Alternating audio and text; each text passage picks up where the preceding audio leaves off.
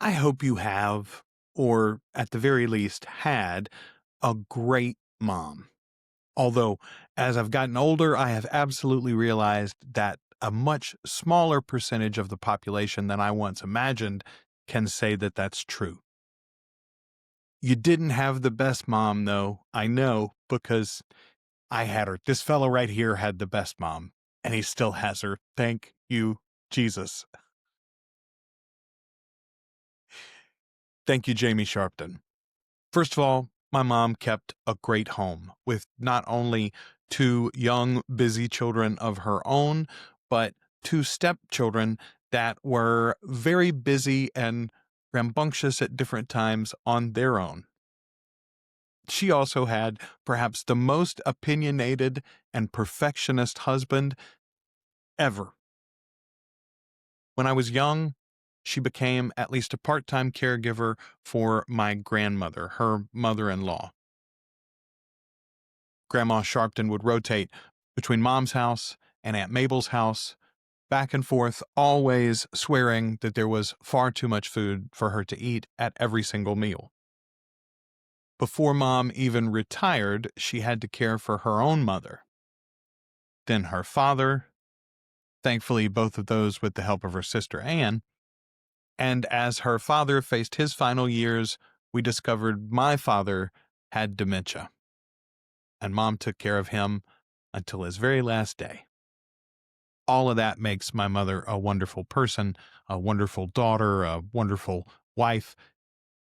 Doesn't make her a wonderful mom. Here's what made her the best mom. She only said no when it truly was for my benefit. That wasn't always easy for me to see at the time, but now it is painfully obvious. Mom said yes often when it was surprising. She and my Aunt Anne told me stories of reading Salem's Lot, the scariest book that either one of them could imagine by Stephen King. And yet, when I asked to read it, Mom said yes. When the local librarian wouldn't let me read Anne Rice's Interview with the Vampire because I had a child's card at 12 years old, Mom said yes and told the librarian to say yes too, and then enforced it. When my friends in junior high and high school had a problem that they couldn't go directly to their parents for whatever reason, and yet they needed an adult's perspective, someone who would in fact tell them what was for that kid's benefit.